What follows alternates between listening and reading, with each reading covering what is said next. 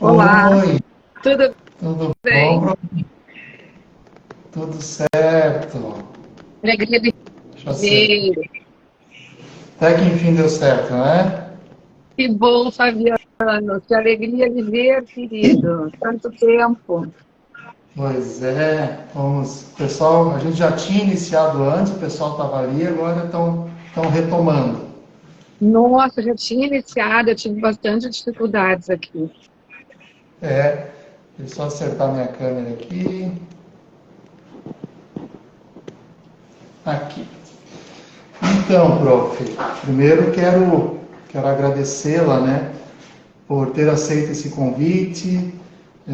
A gente iniciou essa comissão de justiça restaurativa pela Abracrim, que é uma associação nacional, né, dos advogados criminalistas, e estava faltando essa comissão lá dentro, né? Não tínhamos ainda essa comissão de justiça restaurativa. E ela foi criada, e me foi feito o convite, a gente aceitou, e eu pensei, bom, para iniciar, o cartão de visita tem que ser a Vera. Não tem como, né? A Vera tem que ser a nossa primeira participante, né? Nossa, Te agradeço muito. Então, pessoal, obrigado por estarem chegando. Nós temos o pessoal da diretoria, pessoal que tem muito interesse na JR, pessoal que tem muito interesse em criminologia também. Para quem não conhece a professora Vera, eu vou descrever rapidinho aqui o currículo dela. É professora titular de criminologia da UFSC, pós-doutora em Direito Penal e Criminologia pela Universidade de Buenos Aires e pela Universidade do Paraná, Federal.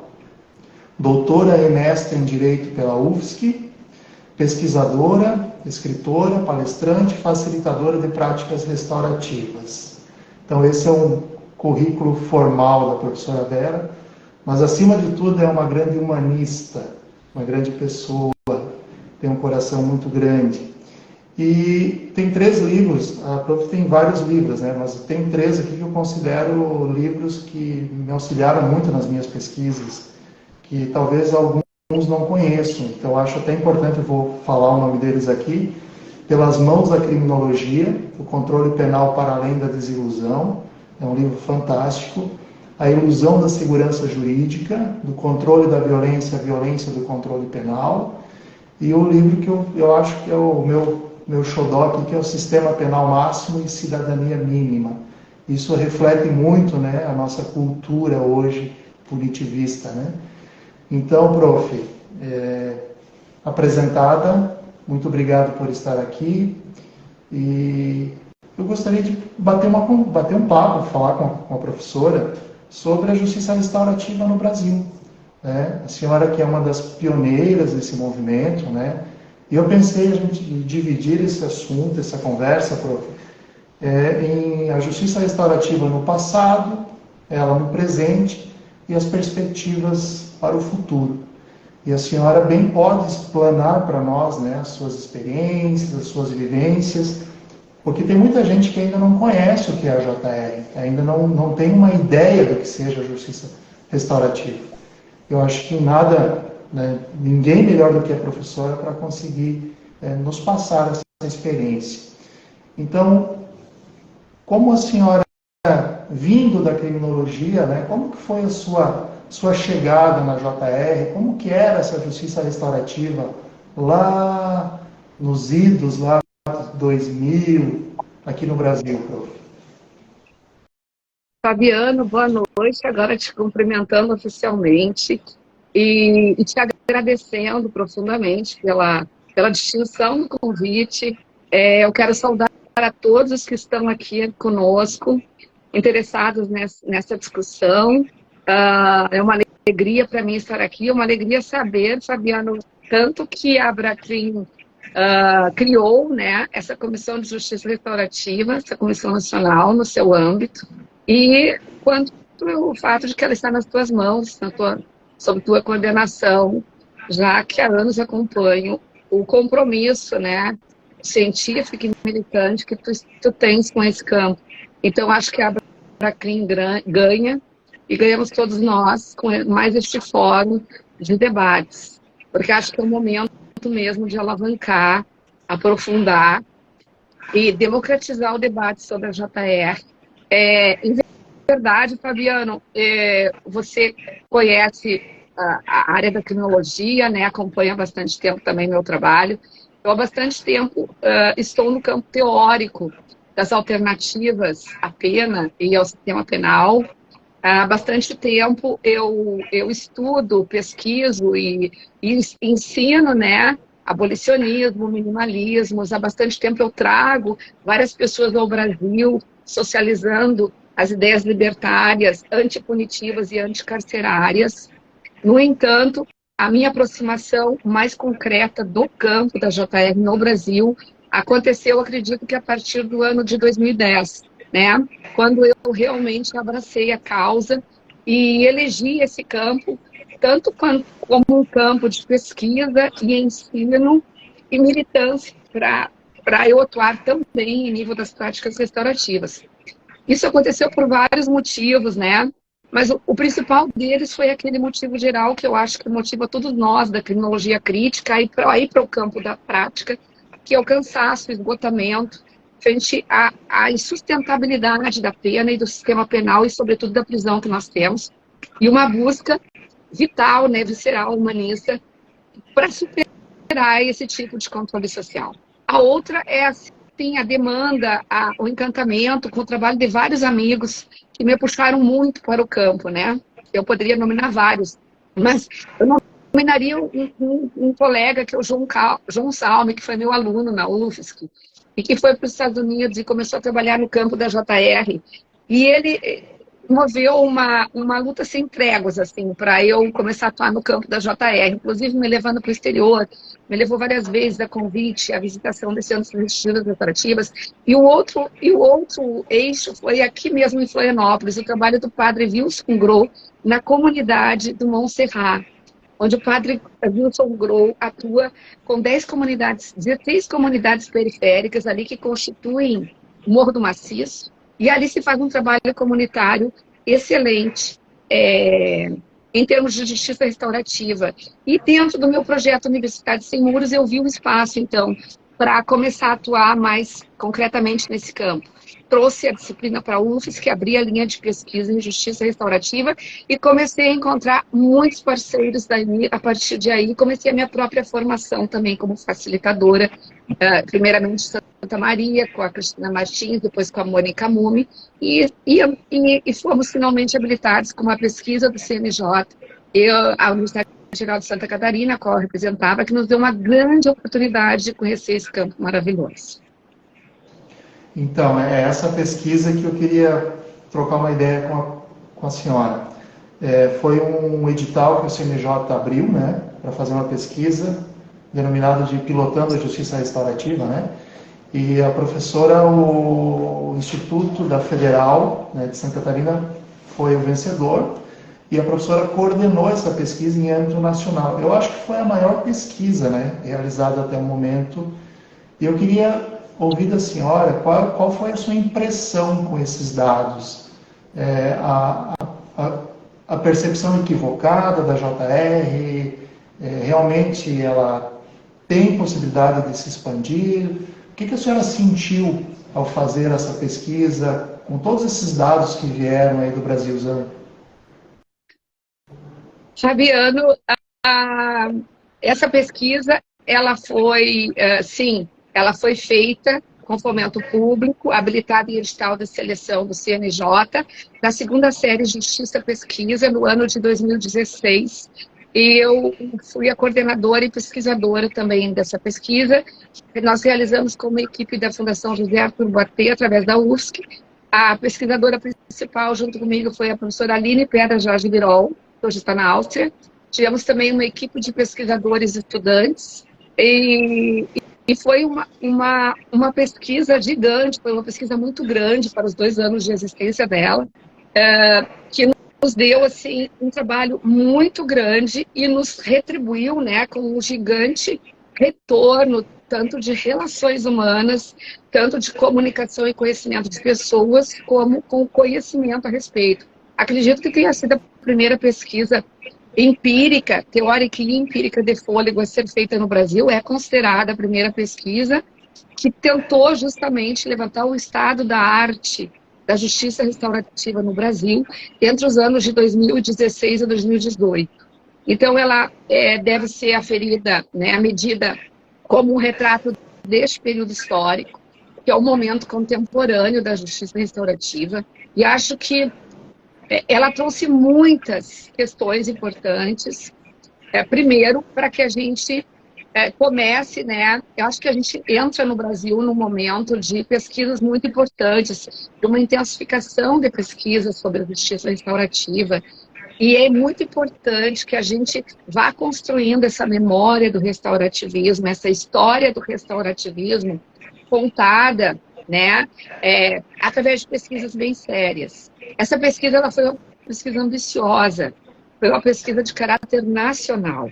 Então, no primeiro momento, o levantamento que nós fizemos naquele momento histórico, o que nós tínhamos? Nós tínhamos a recente emissão da portaria número 225 do CNJ, que é a portaria que instituía tratava, né, da justiça restaurativa em nível do Poder Judiciário, regulamentando a justiça restaurativa pela primeira vez no Brasil, uma portaria do Conselho Nacional da Justiça, e essa portaria vinha na esteira da portaria número 125 do Conselho Nacional da Justiça, de 2010, 6 anos antes, que havia instituído uma política nacional de tratamento de meios alternativos de resolução de conflitos. E a de 2020, a 225 de 2016 era específica sobre JR. Então, o CNJ trazia toda uma regulamentação com vistas a avançar, a alavancar, a expandir a construção dos programas restaurativos no Brasil dentro do Poder Judiciário. E, naquele ano, também se incluiu a justiça restaurativa como uma meta do CNJ para aquele ano. Então, havia uma necessidade, um interesse específico de um levantamento sobre como as coisas estavam funcionando ou iriam funcionar nos próximos anos a partir da resolução. E nós identificamos, primeiramente, que houve uma alavancagem, um crescimento dos programas de justiça restaurativa no Brasil todo, a partir dos estímulos dos tribunais de justiça de cada região, e à época haviam 19 estados já que continham justiça restaurativa, que continham unidades jurisdicionais com núcleos ou centros de justiça restaurativa. E dentre essas 19 unidades, dos 27 estados da federação, nós pesquisamos 7 estados, que foram São Paulo, Rio Grande do Sul, Brasília, Distrito Federal, Bahia, Pernambuco, Minas Gerais e Santa Catarina. E aí nós fizemos todo um levantamento do estado da arte e com base em 4 requisitos que foram critérios para a seleção do nosso campo. Os 4 requisitos foram, primeiro, a antiguidade dos projetos. Os projetos mais antigos nos dariam mais elementos de pesquisa. O segundo elemento foi a atualidade, estarem em funcionamento no momento da pesquisa. O terceiro critério foi a diversidade de experiências. Nós queríamos trazer uma amostragem de todos os tipos de experiências que estavam havendo no Brasil. E o último critério foi a regionalidade. Nós queríamos uma demonstração maximamente nacional dentro das limitações de tempo e financeiras do projeto. Então, nós escolhemos esses projetos, começando pelos 3 mais antigos, que foram Rio Grande do Sul, São Paulo e Distrito Federal, por já terem, no ano de 2005, né, terem sido considerados projetos pilotos de experiências pioneiras de justiça restaurativa no Brasil, através de um convênio firmado entre o Ministério da Justiça e a sua Secretaria de Reforma do Judiciário com o PNDU. Depois nós temos, então, esses outros estados, incluindo Nordeste, Centro-Oeste, e nós tiramos várias conclusões, muitas, porque o projeto a pesquisa foi feita, então, do ponto de vista empírico. Nós analisamos mais de 20 unidades jurisdicionais do ponto de vista da situação, da institucionalização dos resultados de cada programa. Nós analisamos todo o marco normativo que está sendo construído no Brasil, regionalmente, a partir das resoluções que cada programa está emitindo. Nós fizemos uma pesquisa bibliográfica para analisar quais são os marcos teóricos que estão orientando esses programas, quais são os marcos normativos. Nós fizemos uma pesquisa das avaliações já realizadas sobre os programas de justiça restaurativa em nível internacional e também no Brasil, o que inclui uma avaliação anterior à nossa, que foi feita pelo PNDU, né? Então, é uma pesquisa de mais de quase 500 páginas e ela tem todos esses aspectos. Eu perguntaria qual deles centraria mais a sua atenção, ou você acha mais importante a gente fazer algum comentário? Eu acho que eu vejo a JR, ela no Brasil hoje, uma percepção minha, bastante judicializada, né? Que é justamente a questão do judiciário estar à frente dos projetos. Claro que esse estudo que vocês fizeram foi a partir daquilo que o judiciário tinha conhecimento, né? A senhora tomou conhecimento de projetos comunitários que trabalhavam de forma restaurativa com os conflitos, de forma preventiva? Conseguiram levantar isso nesse trabalho? Então, você colocou bem, o nosso projeto se chamou Justiça Restaurativa Judicial, porque justamente foi o levantamento central do protagonismo do judiciário. E ao levantar esse protagonismo, dentro da pesquisa, nós chegamos a todas as irradiações desse protagonismo.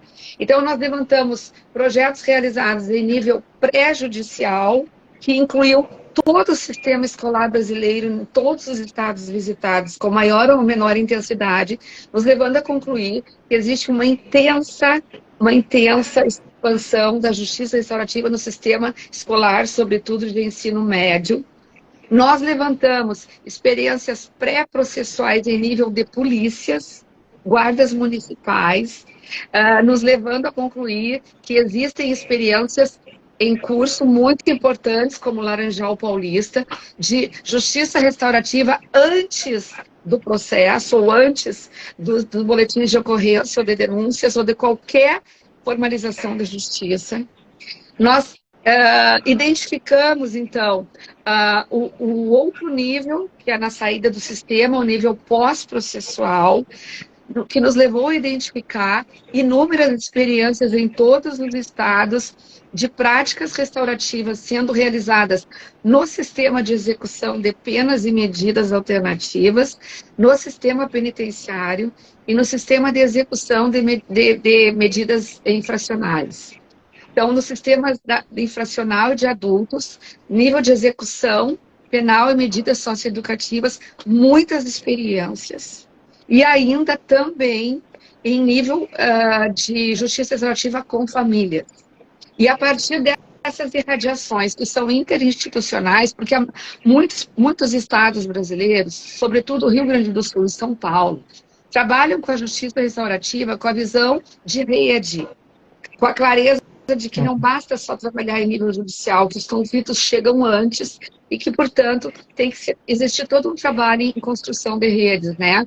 E eles têm metodologias de polos irradiadores que se expandem pelas cidades e também pelos serviços públicos. Então, não existem praticamente nós não identificamos sistemas judiciais que trabalhem só com o Poder Judiciário, puros. Essa é uma característica bem brasileira, essa interagencialidade, que está, inclusive, na resolução do CNJ. E a outra característica também é que isso chega às comunidades, né? Também tem inovações no Brasil. Projetos nas mais diversas comunidades, capitaneadas por líderes comunitários, por movimentos sociais, lutas antirracistas, lutas antissexistas, né, que utilizam práticas da justiça restaurativa, que eu diria que tem com a justiça restaurativa uma linha de continuidade com aquela tradição dos anos 80 do pluralismo jurídico. E que se a gente conseguir construir esses elos, né, a gente consegue ver um sistema de comunicação de busca de resolução de questões a partir de comunidades também, né, fora da justiça estatal. E o outro elemento muito importante, Fabiano, é a questão dos serviços públicos. Essa prática, essa dinâmica que a gente constatou da justiça restaurativa no Brasil, a gente observou que, por um lado, leva, como você disse, a um excesso de institucionalização. Por exemplo, vamos desenvolver a justiça restaurativa processual no Juizado da Infância e Juventude, então vamos construir redes com o Executivo, vamos construir redes com as Secretarias de Segurança, Secretarias de Direitos Humanos, a Secretaria de Violência Doméstica, vamos construir com a Rede das Mulheres, sistema infracional, vamos construir redes com o sistema de proteção, com a rede de proteção. Então, há uma institucionalização muito grande, né? Mas isso tem dificuldades e tem potencialidades. Então, esse processo que está em curso, tem um processo de institucionalização da justiça restaurativa, que é, ao mesmo tempo, um processo de construção de redes e de ampliação. Isso. Para quem não conhece, para quem tem curiosidade, essa pesquisa que foi feita, ela está disponível na internet. É só digitar Pilotando a Justiça Restaurativa, vai baixar todo o relatório de mais de 500 páginas. E eu afirmo, professora, que quem começa a trabalhar com justiça restaurativa tem que partir desse relatório, porque ele vai trazer justamente todas essas nuances, né? Porque a JR no Brasil, ela é uma JR diferenciada, né? Nós temos um olhar diferente, né, para a justiça restaurativa. E aquela perspectiva que a professora viu nessa pesquisa, nessa vivência toda, como que a senhora vê hoje a JR no Brasil? Nós avançamos? O que a senhora sente que falta? Como é que está esse processo hoje na sua percepção? Nossa, são muitas percepções e muitas angústias, Fabiano, muitas. Vamos fazer várias lives, então. Vou tentar exercer um pouquinho de síntese, né? Sim, claro. Em relação ao judiciário, eu acho importante colocar o seguinte: a gente viu em campo um excesso de mobilização, de protagonismo, de utopia, de luta, de doação. A gente viu comunidades restaurativas inteiras formadas para levar a cabo as tentativas de introduzir a restaurativa dentro do judiciário. A gente viu esforços hercúleos que vão desde juízes e desembargadores, dos nomes que protagonizam o processo, incluindo serventuários da justiça ligados aos órgãos das unidades jurisdicionais, incluindo defensores, promotores, incluindo serventuários, incluindo voluntários, incluindo equipes técnicas, incluindo as mais diversas instituições. E a gente considera que é uma luta diária a cada ato. É necessário uma luta diária. Para criar uma resolução, é necessário acordos políticos que exigem muita energia. É necessário construir diálogos, pactuar o tempo inteiro, fazer política restaurativa, eu diria, dentro das instituições. E se avança a passos muito lentos, pela quantidade de energia desgastada, nesse gigante empenho que é tentar tirar conflitos dentro da violência dos sistemas vigentes. Eu tenho, hoje, refletido muito sobre isso, e eu penso que uma das questões fundamentais é a autonomia da justiça restaurativa. Eu estou convencida que por dentro do sistema de justiça, como ela está sendo construída, os obstáculos são gigantescos, obstáculos operacionais, obstáculos epistemológicos, sobretudo ideológicos, de resistência e regurgitação ao restaurativismo, né, visto como símbolo da impunidade, ou visto como um caricato de juizado especial criminal, ou visto como terapia por pessoas incompetentes.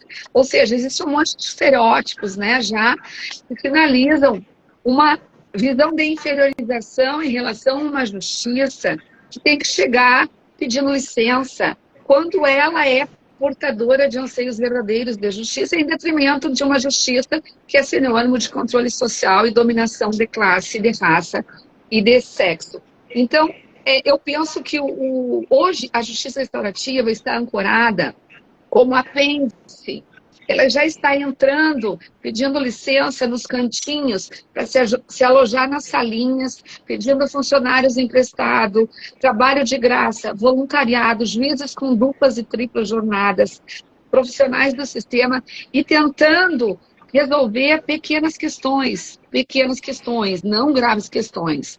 E aí já se criou uma série de mitos em torno da justiça restaurativa. Em algum momento eu gostaria de falar sobre isso, que eu vejo como os grandes obstáculos que já estão cristalizados, assim, com força de crenças sobre a JR, né? E que, de alguma maneira, impedem um avanço como necessita, com a urgência que necessita a justiça restaurativa, ver que não consigo compreender uma justiça restaurativa convivendo com o grande encarceramento e alimentando, convivendo com a violência policial e alimentando, convivendo com a gravidade da violação dos direitos humanos do sistema penal e correndo ali paralela nas margens para resolver questões menores. A justiça restaurativa tem a potência para resolver as questões maiores.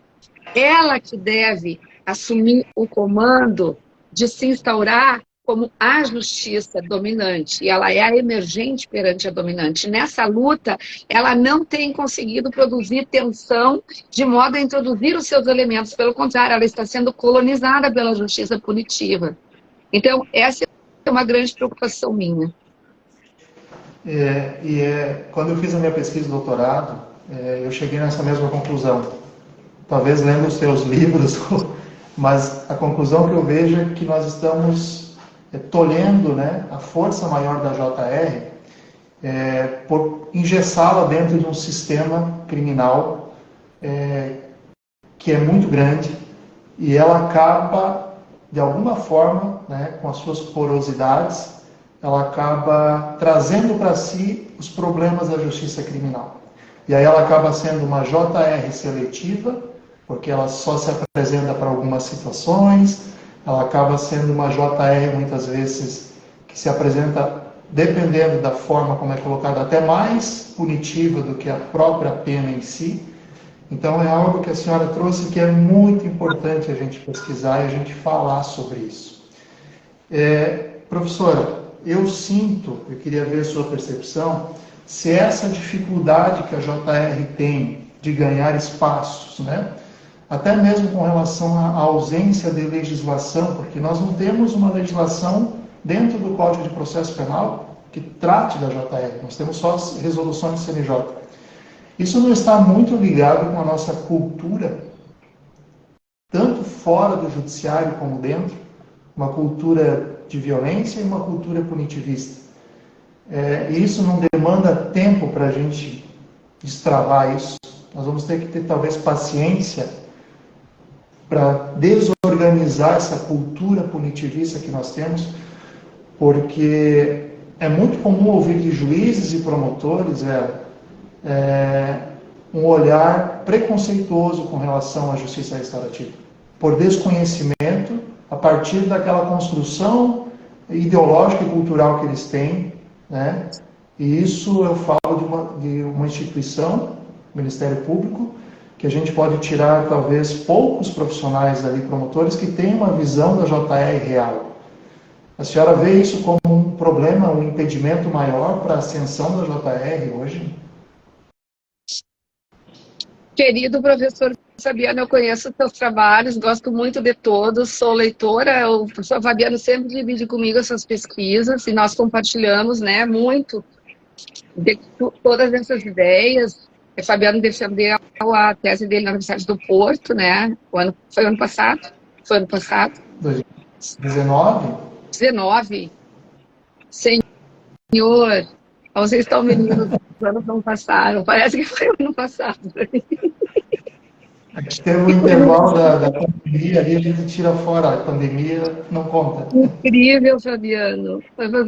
Parece que foi ontem mesmo. Veja bem, eu concordo e acrescento mais alguns comentários. Primeiro, eu acho muito importante, Fabiano, o diálogo da criminologia, das criminologias críticas e dos abolicionismos com a JR, porque a criminologia nos dá a bagagem sólida sobre a crítica do sistema penal, sobre uma crítica estrutural ao sistema penal, para que a gente tente não se perder no caminho e não fazer uma leitura periférica da justiça restaurativa. Então, com essa bagagem, nós fomos levados a fazer uma leitura também estrutural da justiça restaurativa. E, ao mesmo tempo, eu acho que o próprio Brasil já tem uma produção de densidade hoje, crítica sobre justiça restaurativa, que é fundamental para a gente promover esses diálogos. Veja bem, se o modelo de justiça, pegamos o Thomas Kuhn, né? Emergência de paradigmas. Se o modelo novo, emergente de justiça, começa a ter a sua vida dentro de um modelo que está contaminado pela violência, dialeticamente ele se contaminará com essa violência.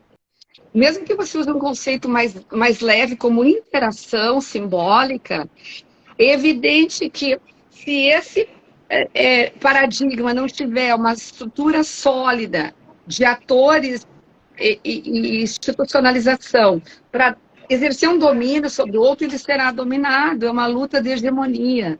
Então, é evidente que a violência do sistema penal, o sistema penal está deslegitimado.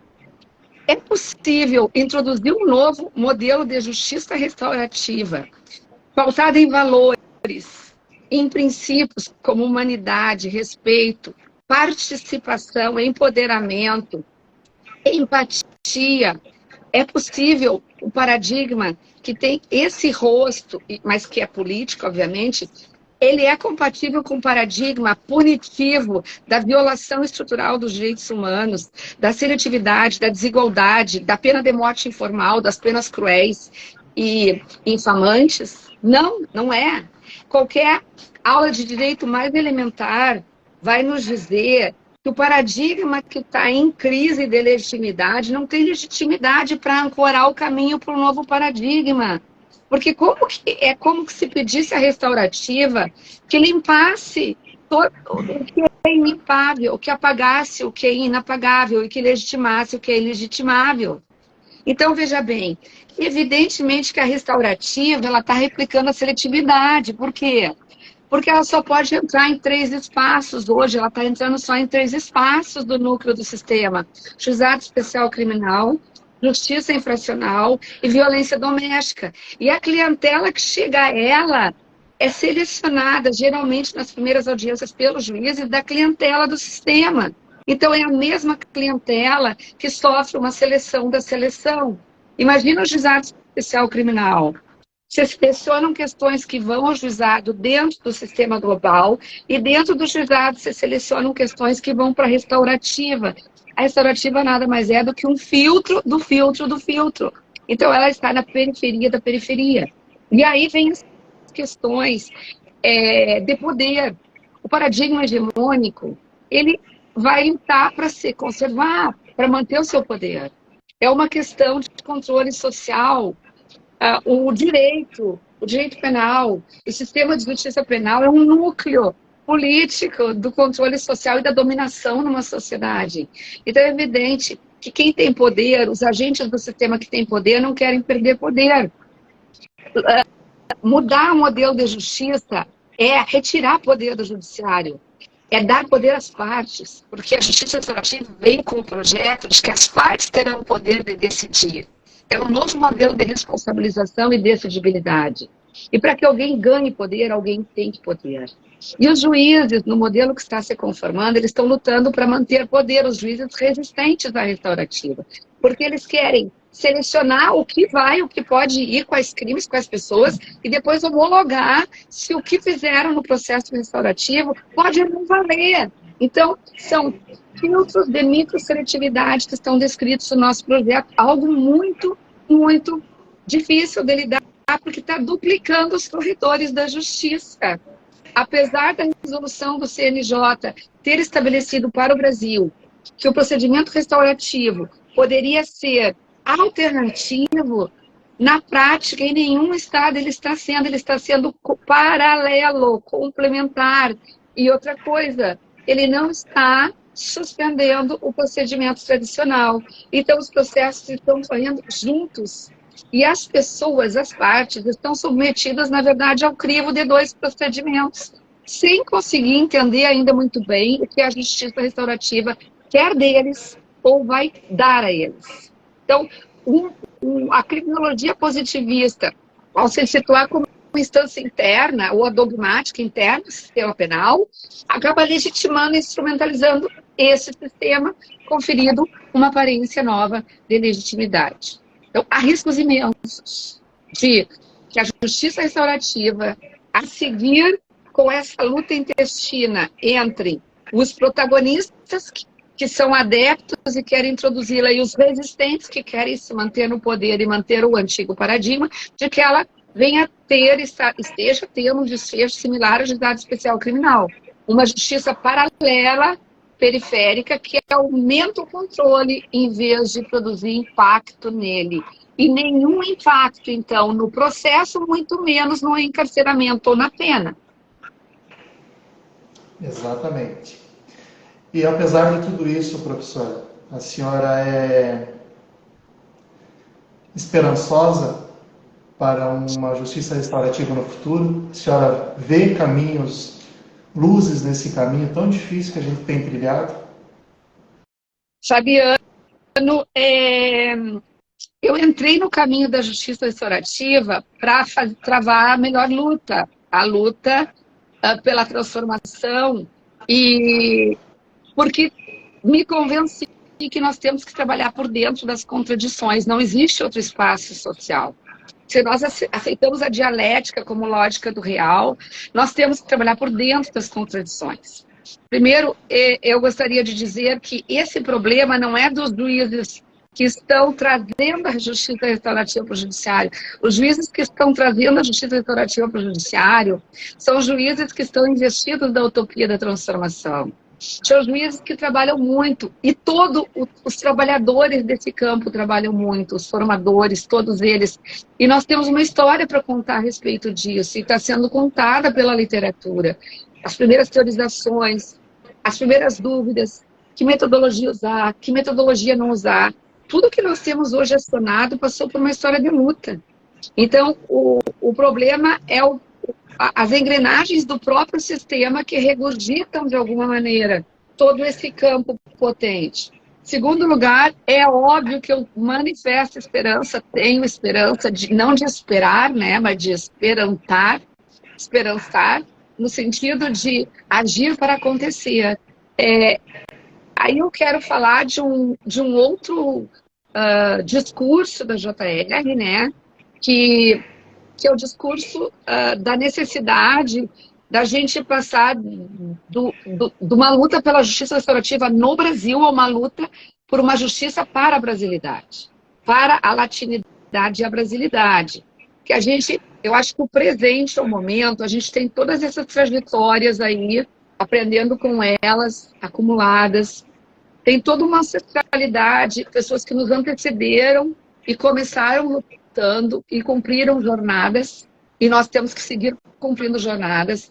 Eu acredito que o momento agora seja da gente pensar numa justiça restaurativa macro, de uma justiça pensada a partir do Brasil. Veja bem, a justiça restaurativa vem com um adjetivo, né? De restaurar danos, de restaurar relações rompidas, de instituir responsabilizações, de transformar relações de subjetividade, se possível, transformar o sistema de justiça. São todos objetivos muito ambiciosos. E tudo isso nasce do cansaço e da insatisfação com o sistema penal vigente. Todas as modalidades, cores, tons, nascem na justiça criminal com o propósito, a utopia de sair dessa fúria punitiva, dessa mortalidade punitiva, desse sofrimento sem fim que faz vítimas cotidianas em todos os lugares do mundo. Então nós temos que pensar, começar a pensar numa refundação, que a justiça restaurativa seja um grande espaço de debate público, sobre justiça e democracia, para que a gente faça uma grande, antes que ofereça produtos de justiça, que também é importante, e seja um espaço público de debate sobre como nós podemos refundar a justiça no Brasil. E se nós somos pensar em futuro, nós não podemos deixar de voltar ao passado. Para que a justiça restaurativa tenha futuro, nós temos que refundar a justiça a partir das nossas estruturas fundantes de dominação.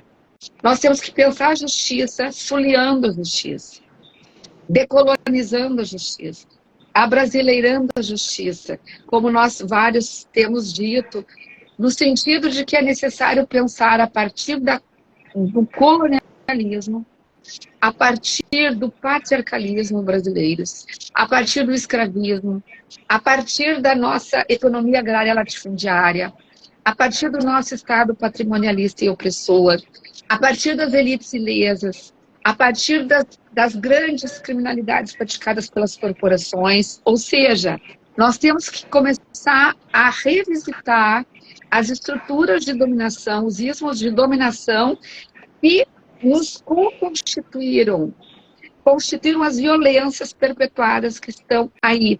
São as grandes violências racistas, as grandes violências capitalistas, as grandes violências raciais, sexuais, violência de todos contra os povos originários, contra os negros, contra as mulheres, contra os incapazes, contra as crianças, contra os idosos, contra os animais.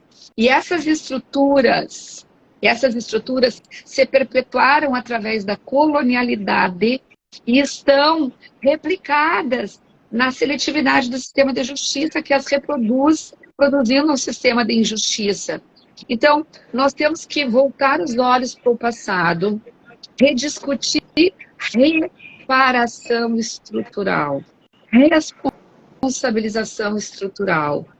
Nós temos que refundar lá atrás, fazendo os processos de reparação simbólica, de reparação instrumental, do colonizador, do ditador, do escravizador, do matador, do Estado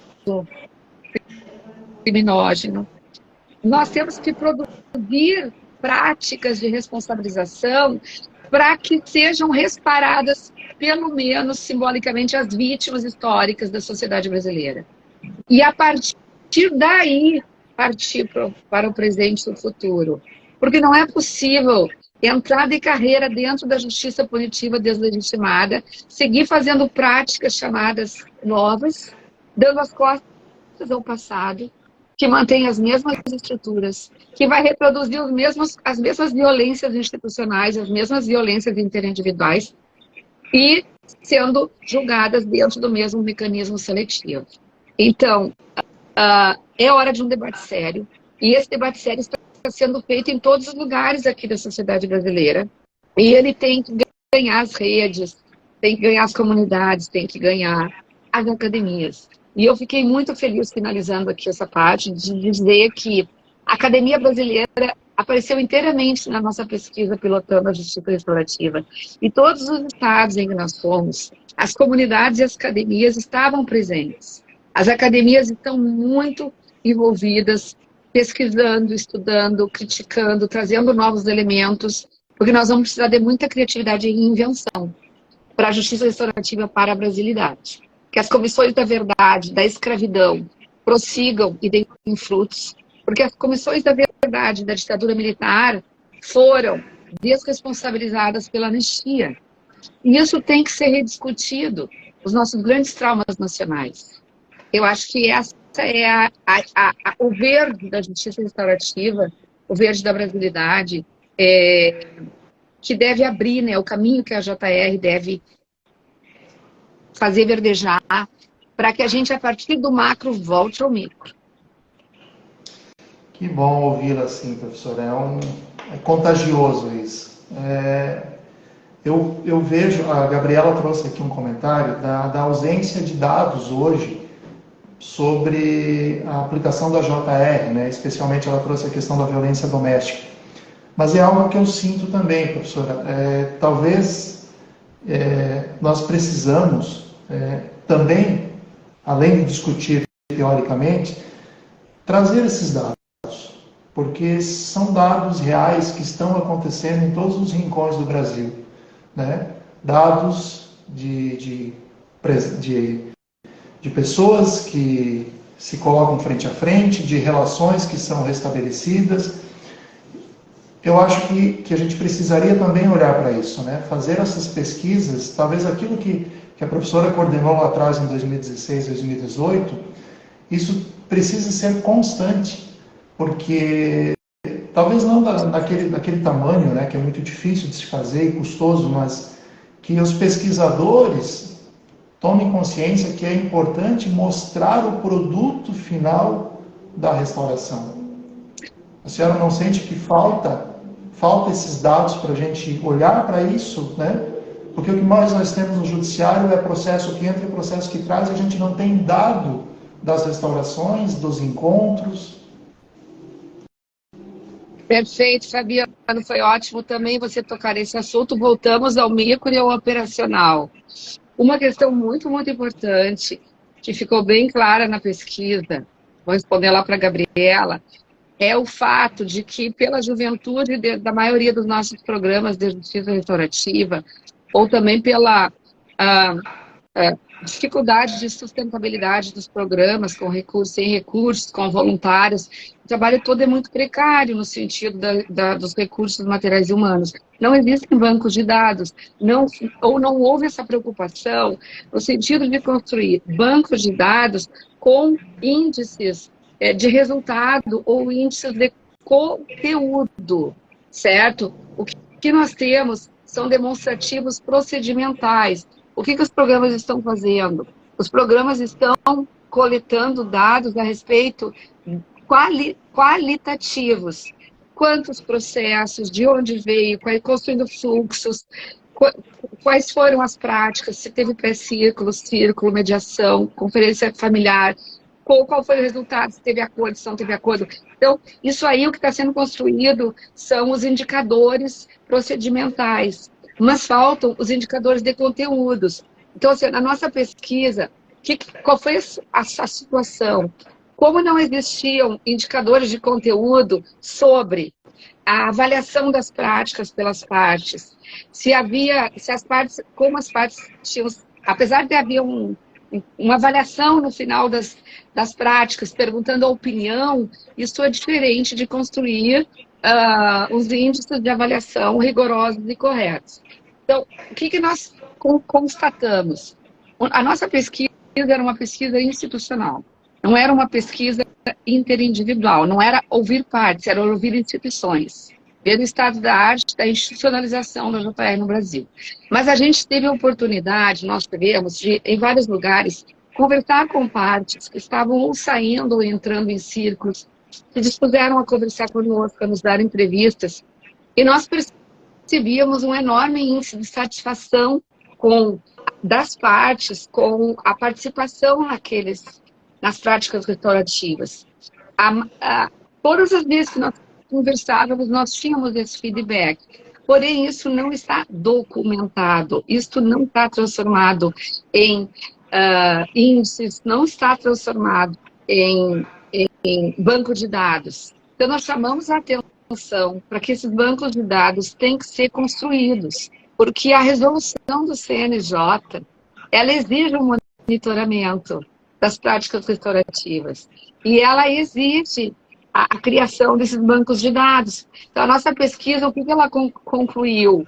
Ela concluiu que havia, indiretamente, que havia satisfação das partes e que havia resolutividade quanto ao que se propunha por indução, por escutar a voz dos facilitadores e dos trabalhadores nas entrevistas, nos grupos focais. Então, todos os trabalhadores davam a sua opinião. Eles achavam que a prática tinha produzido isso, isso e isso, né? Então, era uma indução por triangulação indireta, foi o máximo que a gente conseguiu obter de resultados. E agora, outro elemento fundamental é para contar a história dessa nova justiça, porque, mal ou bem, ela está produzindo resultado, gente. Ela está acontecendo. é pouca, o acontecimento das práticas, como eu disse, é pouco perto da energia desgastada, mas todo dia está acontecendo prática. E as práticas estão produzindo efeitos. Elas estão entrando na vida das pessoas. Então, nós temos que entrar bem, né? E construir uma confiabilidade nesse tipo de espaço, porque é muito difícil criar esse espaço. E aí, com certeza, as práticas de violência doméstica são as mais difíceis. São as mais difíceis de serem realizadas. São aquelas cuja metodologia exige maior cuidado. São aquelas sobre as quais existe mais resistência dos operadores do direito, porque eles acham que existe uma desigualdade de poder tão grande, uma hierarquia tão grande, que é impossível fazer JR em crimes de violência doméstica, né? E se a gente for pegar todos os princípios da justiça restaurativa, como o equilíbrio, como a não dominação do John Braithwaite, ou trabalhar esses princípios, é claro que é possível fazer práticas de justiça restaurativa com situações de hierarquia de poder e tudo isso, mas isso exige muitos trabalhos, exigem trabalhos com grupos específicos, exigem trabalhos especiais com violentadores, com vítimas, com mulheres, com agressores. Então, nada disso deve nos fazer desanimar. E aí, concluindo, é claro que os bons dados vão nos ajudar a mostrar que é possível, que está acontecendo. Exatamente. Até para política pública, né? Se você não tem dados, você não consegue organizar o futuro. Professora, vamos encaminhando para o nosso... Só para colocar, no final do relatório, nós fizemos várias indicações pontuais para as políticas públicas de justiça restaurativa, tá? Várias, em vários campos. E um deles tratou sobre essa criação dos bancos de dados. Perfeito. Prof, vamos terminando aqui, até porque eu não quero ocupar muito o seu tempo, né? E eu quero te fazer uma pergunta final. O que mais me encanta na justiça restaurativa? A potência. Eu sinto que existe um espaço de construção de um novo pelas mãos do caminho aberto pela justiça restaurativa. Eu sinto que existe um espaço de criatividade para tudo que nós temos feito nos movimentos sociais e na academia. É um espaço de juntar o melhor da humanidade, das relações interindividuais e das comunidades. Eu sinto que ela tem esse espaço não romantizado, né, de trabalhar com o poder e fazer uma justiça com os outros e não contra os outros ou sobre os outros. E construir redes de solidariedade e empatia no mundo dominado por sentimentos como o ódio, o medo e a guerra. Eu sinto que são cristais, né? São pedras que nos competem polir e que nós temos um espaço lindo, como que semi-aberto. E nós estamos correndo risco, né, de deixar esses espaços fechar. Então, nós podemos juntar o melhor da humanidade, o melhor da dororidade, o melhor da sororidade, o melhor que nós temos ali. E acho que esse é o convite, Fabiano. Maravilha. Acho que todos nós saímos ganhando, a comissão, todos aqueles que se interessam pelo tema. Ouvi-la é sempre um privilégio muito grande, professora. Te agradeço do coração, em nome da diretoria, em nome de toda a Abracrim. Eu e que agradeço. Que a gente novamente fazer outros encontros. Alguns deram errado antigamente, agora deu certo e assim a gente vai. Muito obrigado, tá, professora Vera? Deixo aberto para a senhora quiser fazer alguma consideração final.